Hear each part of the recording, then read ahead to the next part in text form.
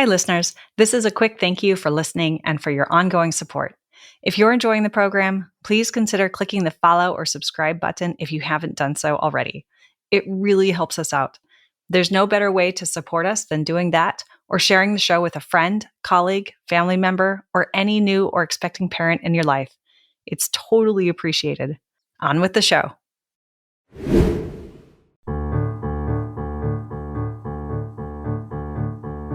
Hi, I'm Sarah Trott, and welcome to the Fourth Trimester Podcast. I'm a new mama, and this podcast is all about postpartum care for the first few months following birth, the time period also known as the fourth trimester. My postpartum doula, Esther Gallagher, is my co-host.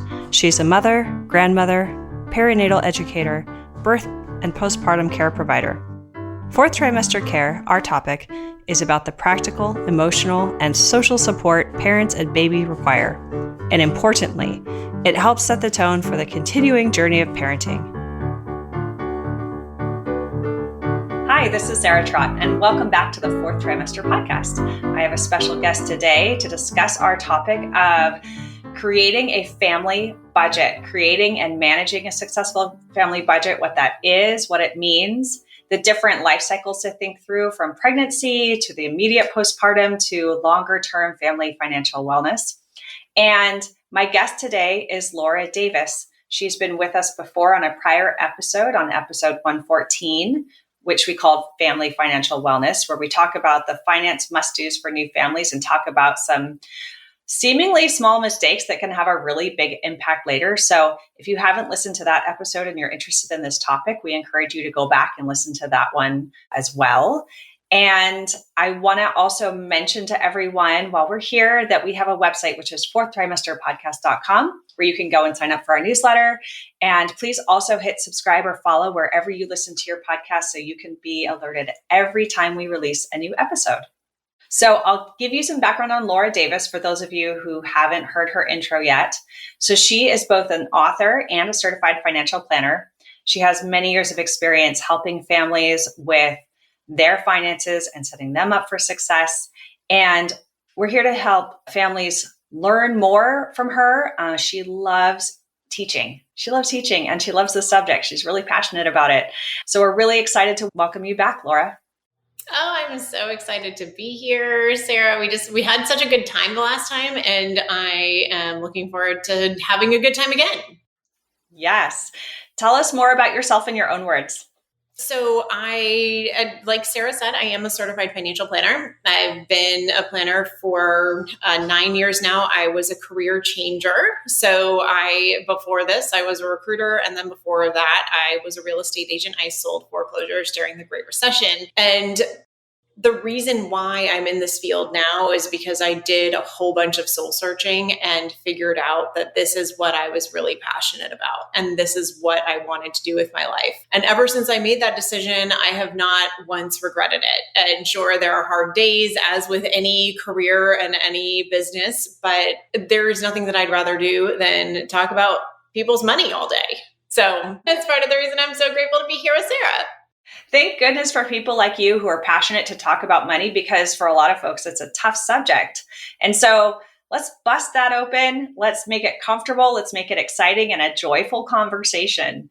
And there's nothing that gives me more joy than talking about the topic of the fourth trimester. So here we are, and we're going to combine these topics and really think through what's important for families as they prepare for baby, maybe during their pregnancy. But actually, before we go there, let's give some context, Laura. What are we talking about when we say budget? What is a budget? Oh, sometimes it seems silly to define words that we use every single day, but I prefer the term spending plan to budget, right? A budget sounds restrictive. It sounds like you can't have any fun inside of it because it's a budget, right? But if it's a spending plan, it really does give you that permission to spend when you want to. One of the things that I find happens often, at least with my clients and people who are attracted to me, is that it is very difficult for them to give themselves permission to spend. And so when we reframe and instead of saying budget, we say spending plan, it's really helpful. And all a spending plan is just planning where to spend the money that comes into your account every month from your work or your job or however you earn your money. So it's a plan for every dollar that you have. It can be. This is something that I talk with a lot in my work, is that not everybody needs to budget every dollar. People really are in two different camps. And I say this in my book too. So one camp is that you really always have more month than money, meaning that you get to the end of your month or you get to the end of your pay period and you are scrambling. You just don't have enough to get through that next thing.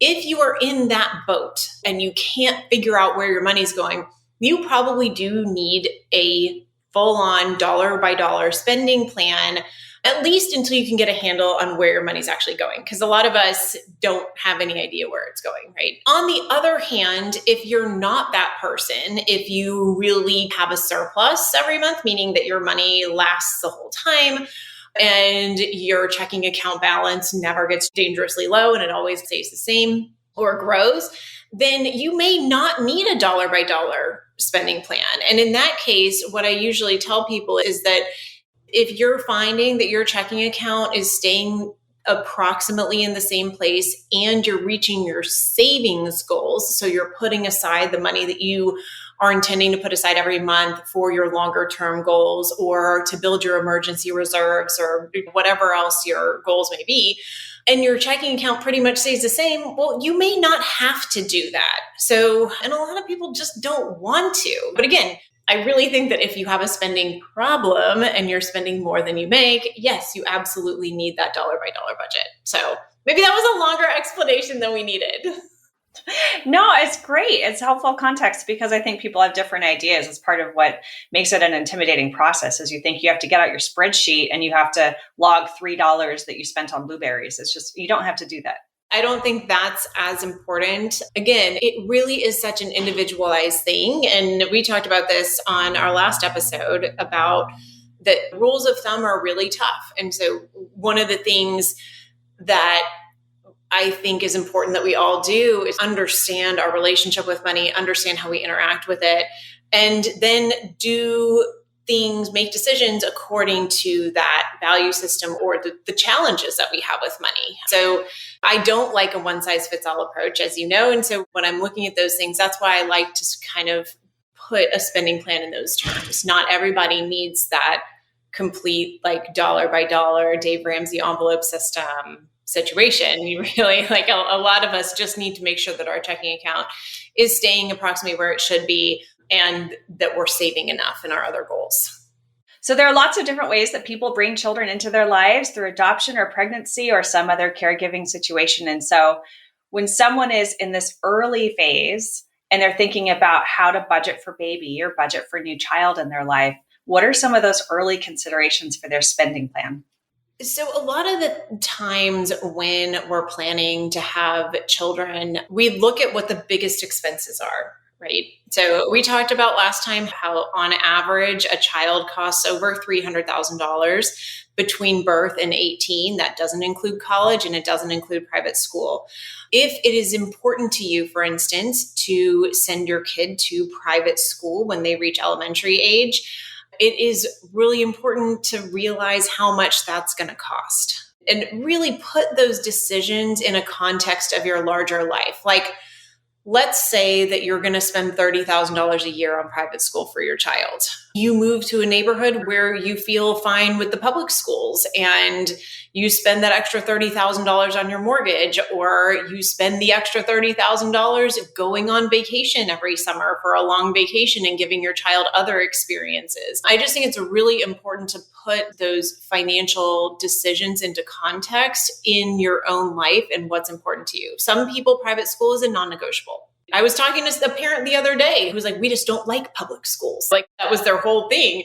I don't hear that very often. You hear religious reasons.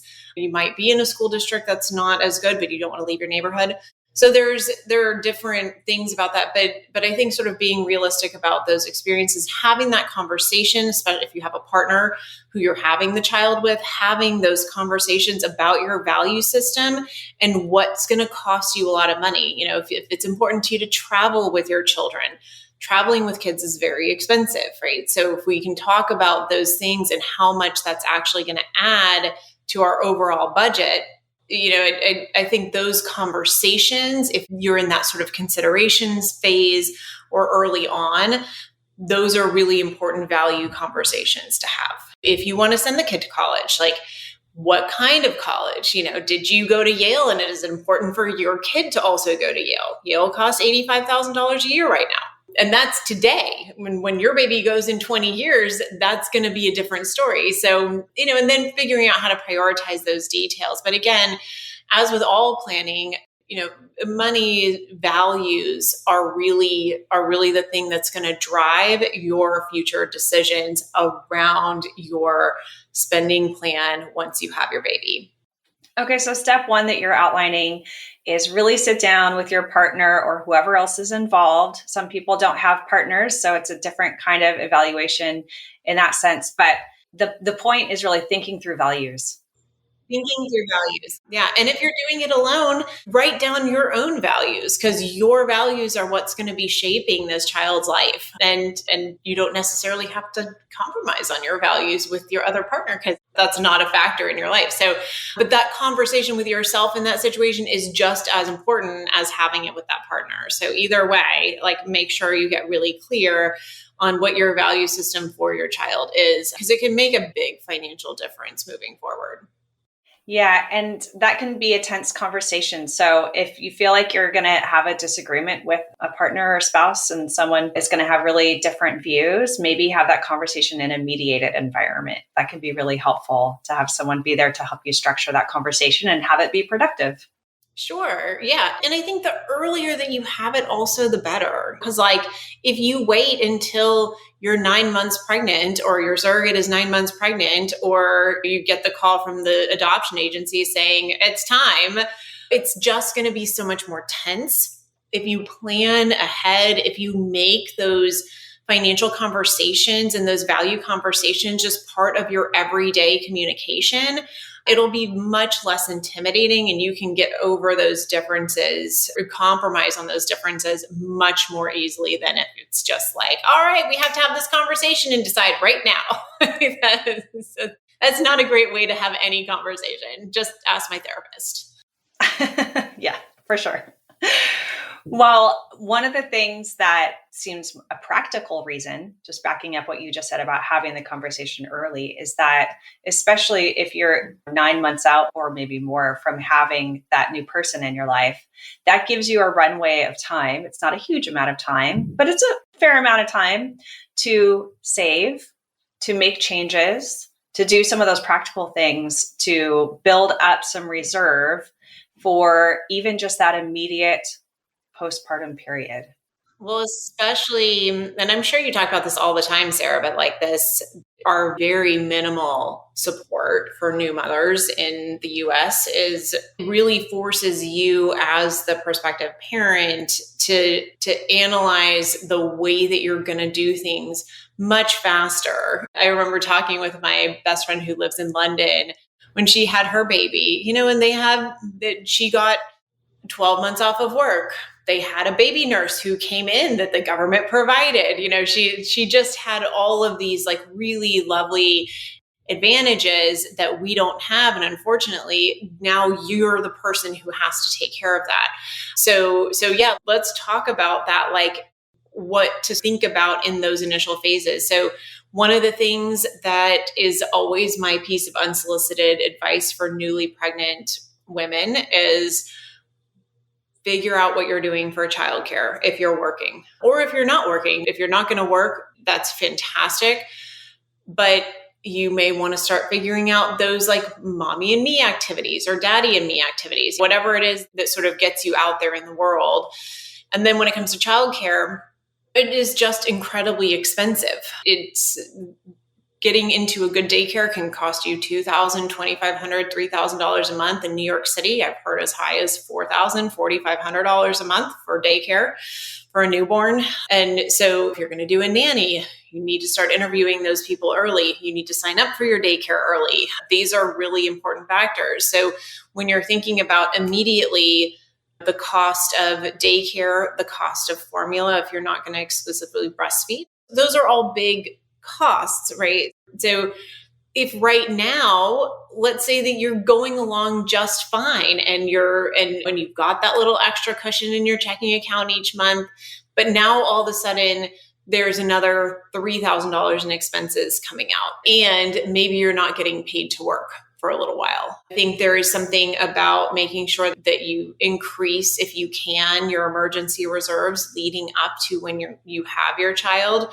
And then also, if you haven't been doing a strict spending plan and your checking account has stayed approximately the same and hasn't been growing by $3,000 every month or whatever it is, maybe again, take a look and say, let's be really realistic with how much this is going to cost. Because for a lot of us, it can really feel like a shock when you feel like you've been going along and doing really well and everything seems smooth. And then all of a sudden you have a baby. Plus, there's just an unknown about having a baby. Like maybe you get into daycare and you don't like that daycare. And maybe you want to get a nanny, or maybe you want to stay home for longer. And so maybe you're not working. There's just, I think, all those unknowns. So we were talking about steps and I got off track, but I think that second step after having those value conversations is writing down, like just on a piece of paper or on your phone or the computer, approximately how much in the baby's first year of life extra it's going to cost,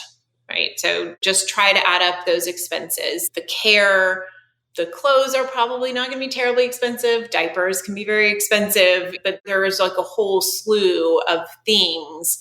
And so try to get a really realistic idea. And if within the first year, let's say it's $50,000, well, it might be, if you can do it, if you can swing it, having that much in your reserves, even though you're not going to dip into your reserves for the whole thing, but at least then you have that peace of mind of knowing that I've got the year covered for baby. Mm-hmm.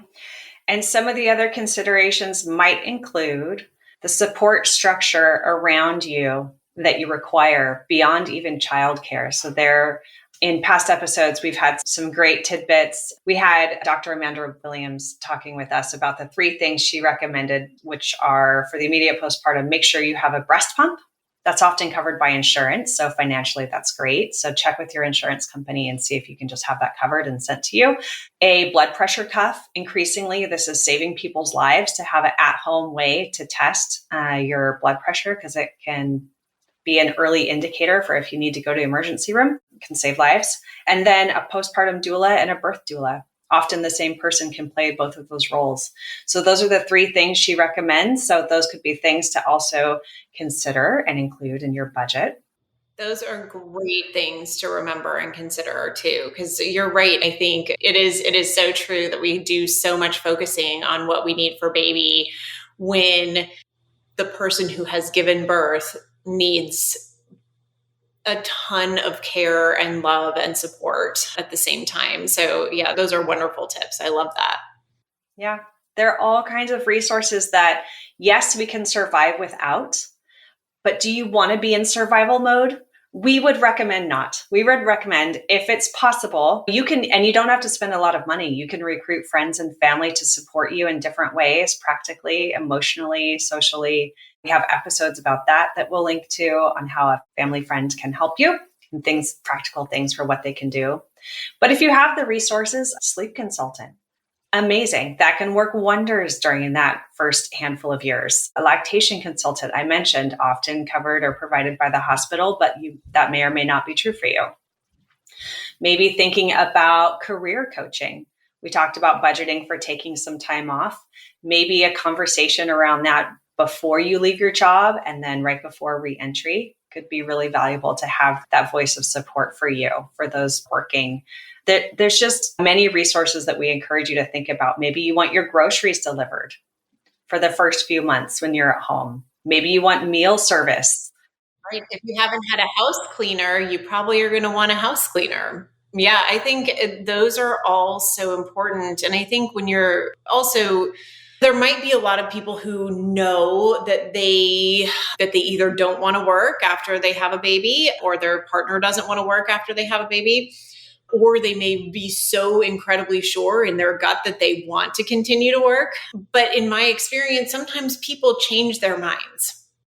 Right. And you might be like, I just want to be at home with my baby all the time. And then the baby gets there and you're like, maybe I want to do a little bit more work, or maybe you're like, I could not be at home with baby. And then you get back to work and you're like, I can't think about anything but being home with my baby. And you can't plan for every eventuality. And I think sometimes when we're talking about this stuff, it can feel really overwhelming because it can feel like, well, I should just save as much as I possibly can, right? And I want to do as much as I can, and I want to do all the things because everything is so important.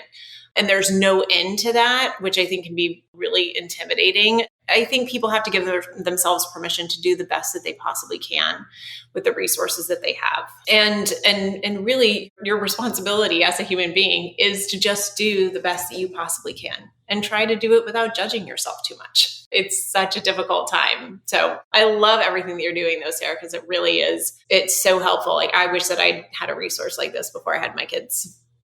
Thank you. I appreciate that. Well, this conversation hopefully is geared towards helping parents just like us. And I really appreciate what you're saying and we touched on this in our last conversation about giving yourself grace. That is such a beautiful message. And it goes along the lines of having a birth intentions document rather than a birth plan.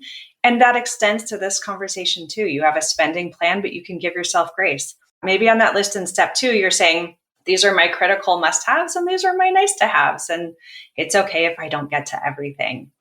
Yes, 100%. I think, and we may have talked about this a little bit before, but I mentioned to you before we started that I met with United Way a couple of days ago, and we were having this conversation about the financial services industry and also about social media and the way that people talk about money and parenting too. There's a lot of parallels here, but there is this constant judgment. Like if you didn't do this or you don't have this much or you didn't take that trip to the Maldives or whatever it is, that like there must be something wrong with you. Like you must not be a hard enough worker. You must not be trying very hard. You must not be very smart.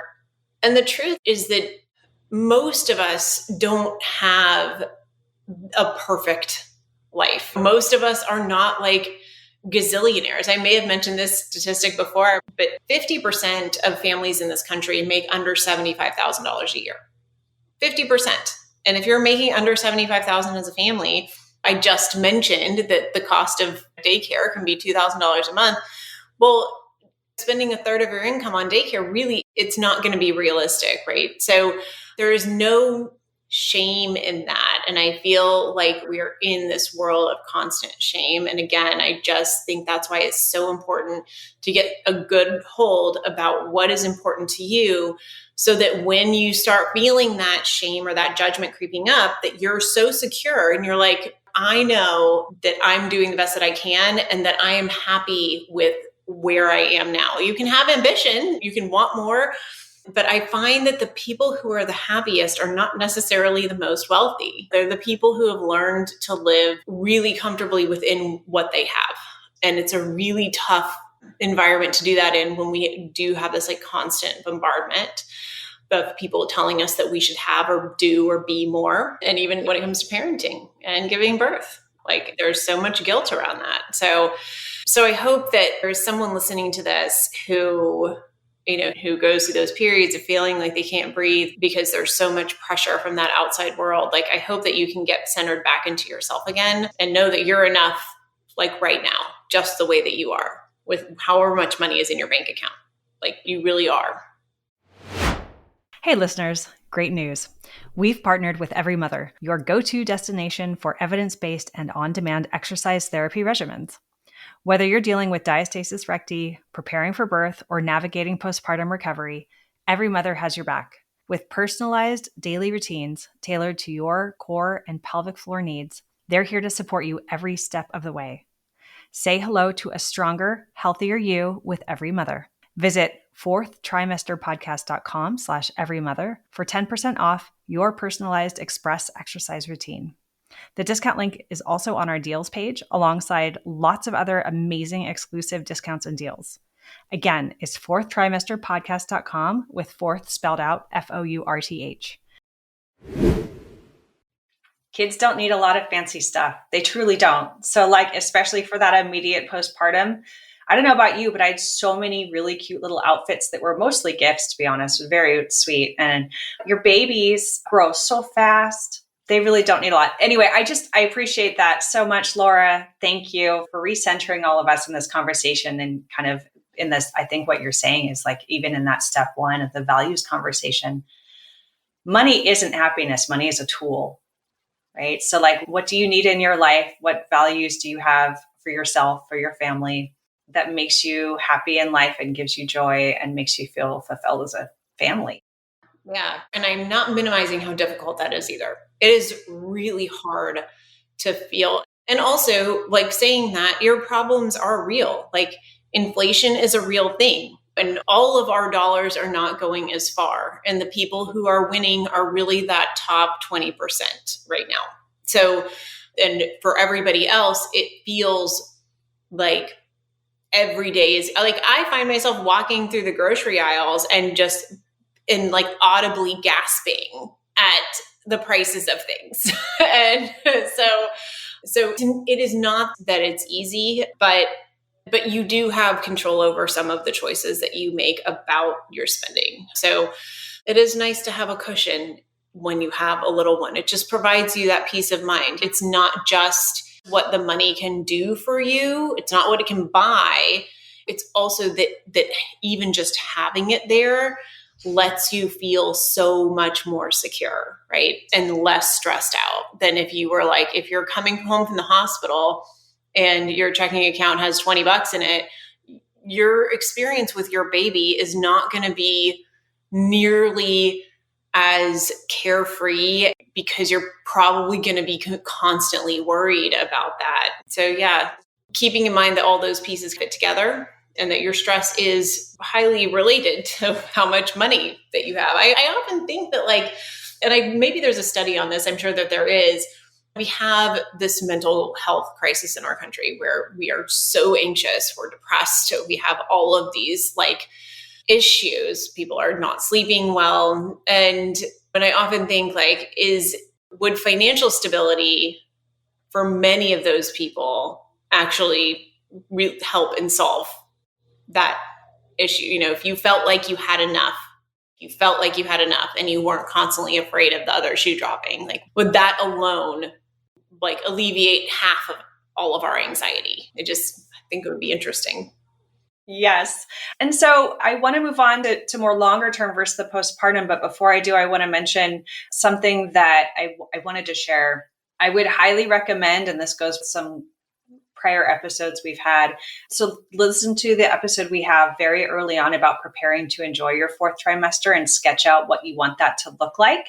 And one of the things that probably would be definitely, in my opinion, worth spending the dollars over some other things like extra clothes or toys, which babies really don't need. You can recycle and reuse. You can get a lot of stuff from friends who have kids a little bit older, or mom groups. Join your mom groups, and people are happy to pass on barely used things, I promise. But something that is worth it is investing in a mindfulness course. There are lots of beautiful multi-week mindfulness courses. You can go to mindfulbirthing.org as an example. You can do it on your own and or with a partner, but it's useful for the birth and pregnancy period, but also for your lifetime journey as a parent. Being present, learning calm breathing, learning how to regulate your own self is really important. So important. Yeah. Those are incredibly important things. I read somewhere too that the first 3 years, if you can get the first 3 years right with your kid, if you can help them feel that love and security, that the rest of parenting is so much easier as long as you get that first 3 years right. Which I'm so far past those first 3 years. Why didn't someone tell me that before? And I feel like I did the right things-ish, but there's always things that you would change in life for sure. But that idea of being mindful and that sense of calm. When my son was a baby, my daughter was a toddler, I had a friend come in who didn't have children yet, and she stayed with us for a few days. And she said, wow, she's like, your house is so calm. Like it feels so calm here. And I was like, well, yeah, being frantic is not going to get me anywhere in this. Like that was also very lucky because my daughter is very chill. I feel like if my son had been first, she might have had a different experience of our house. But anyway, I do think that, setting them up to not overreact and setting yourself up not to overreact is incredibly important. So I'm so glad you have those resources too. For sure. Thank you. Yes. I think mindfulness and like personal development is this lifelong journey we're all on. So, okay, we've covered a lot of things about the immediate postpartum, and we've gone through the first couple of steps. So your values conversation, and then the immediate, so the pregnancy period costs, immediate postpartum costs, considerations there, how to go about that. And then what about budgeting for a longer term? Would you think that's more of a next step? Yeah, I'm a big believer that multitasking is real difficult, especially in financial. I mean, we have to a certain extent, because when you have a child, you simultaneously have to save for their future, especially if you're saving for them for college or other goals. But you also have to keep your own savings in mind at the same time. So 529 plans are the way that most families save for college. And they're great. They have really good tax advantages. Usually, if you're investing in the 529 plan in your state, this is not true for California, unfortunately, but in many states, if you invest in your state's 529 plan, you actually get a state income tax deduction for your contributions to the plan. So there's some really good things about looking at that. What I always caution people against, though, is over saving for your child and letting your own future go to the wayside. You can do that temporarily, but so maybe you look at the first year of life as like, maybe I will back off on my savings a little bit. Maybe I won't contribute as much to my 401k for this year while my baby is young and we're getting used to this new budget, this new way of doing things. But then it probably will be time for you to more seriously step back and say, what are my goals for my child for college? Now, when they are 1 year old, you have no idea what they're going to be like and what they're going to want and what they're going to want to do. But if it's important to you, and again, if you go back to that values conversation, you say, no, it's important for my child to go to college, you're probably going to want to save at least some money towards that.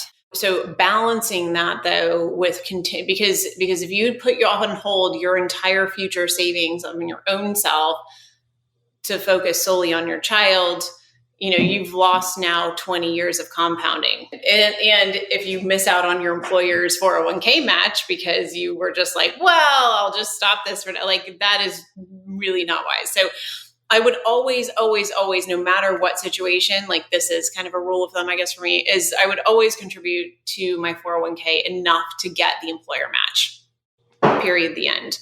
And then I would save enough in the 529 plan to maybe pay for half of my planned amount. So if you start saving $200 a month in your child's 529 from the day that they're born, until 18, you should have enough to get them through 4 years of college at $25,000 a year in today's dollars, if that makes sense. But saving any more than that, to me, I don't think saving more makes any sense. So, because you can pull the money from other places, and if they don't end up going to college, now you're stuck with a 529 plan that you can't use and that you have to then do other things with. So I think that longer term planning.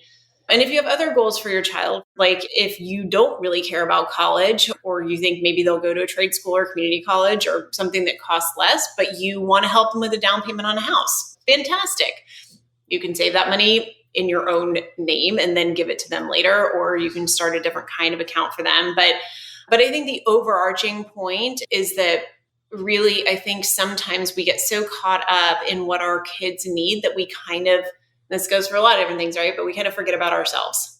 And I promise that if you even spend 5 years taking off, just not thinking about yourself at all, and you're solely focused on your child and you don't look at your own financial needs, you're going to regret not doing something during that time. Because once your child is out of the house, you're still there. Like you're still going to have needs. And I've seen so many cases where parents have to scramble to catch up and they wouldn't have had to if they just made like small tweaks along the way.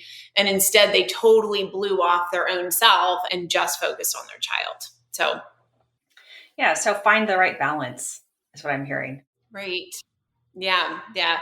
Well, and that also gets me maybe to our next point, which is that if you show your child that you have completely lost yourself and you are constantly just giving to them, you will likely end up with someone who continues to be financially dependent on you once they actually leave the house. And if your plan, your own personal financial plan, does not include supporting your adult child, it's really important that you start instilling those ideas of independence early on, right? And talk to them about money and talk to them about prioritizing what's important to them in their lives and their spending. And you can do this really young. Like a 5-year-old, you can say, would you rather this or this? Like you have to make a choice. Which one is it going to be? You can't have both.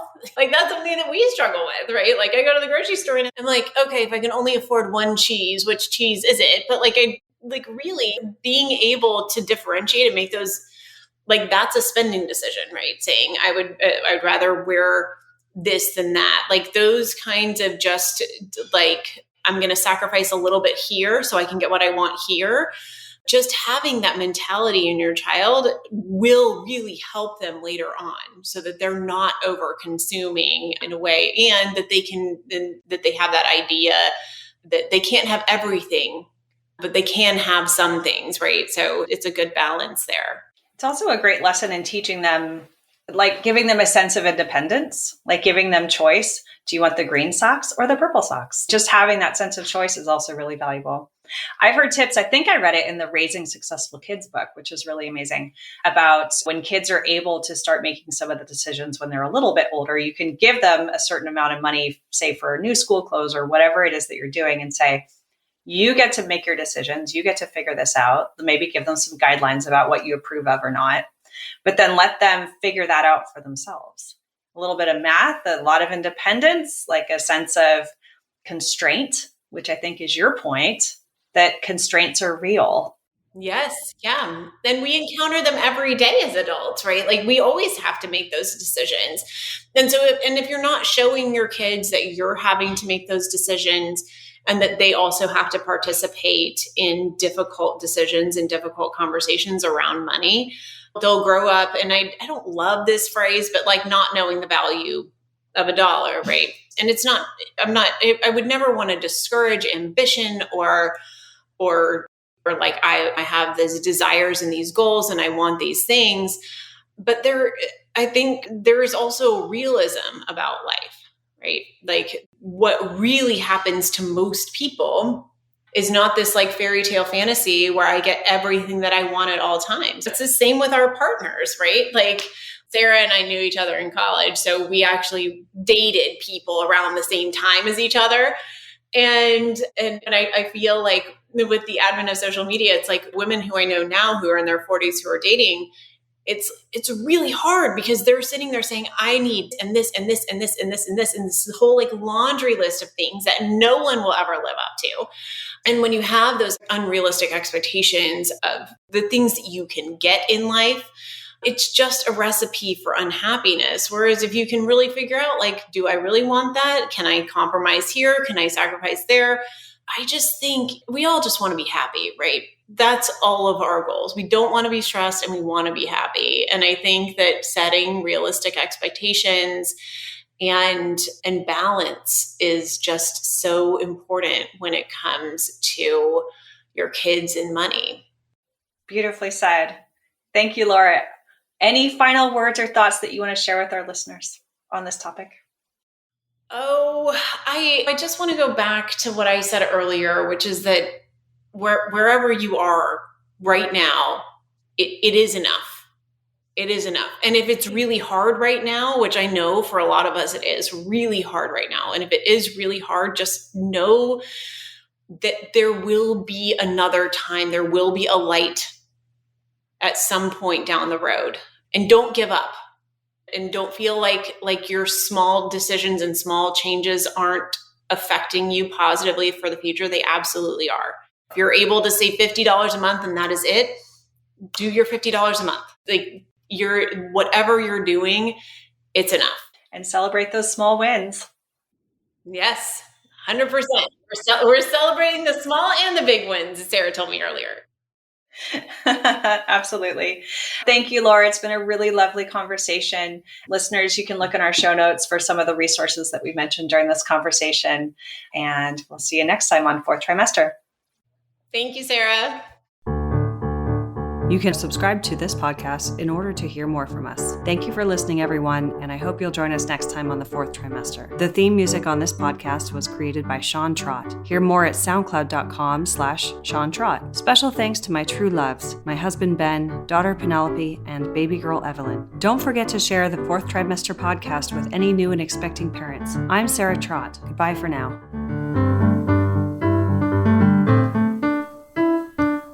Hello again, bicycle man. I know you're doing all that you can.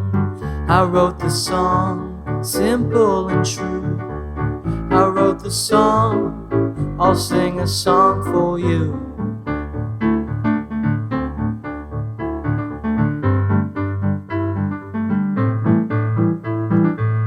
You got your wheels, you got your gears. You ride around town without any fear. You got your pedals, you got your brakes. You always wear your helmet for safety's sake.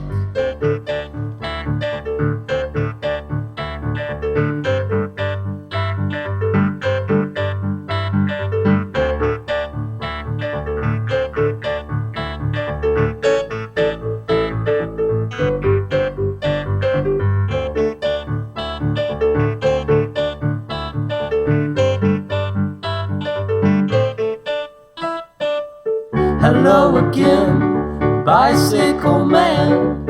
I know you're doing all that you can. I wrote the song, simple and true. I wrote the song, I sing a song for you.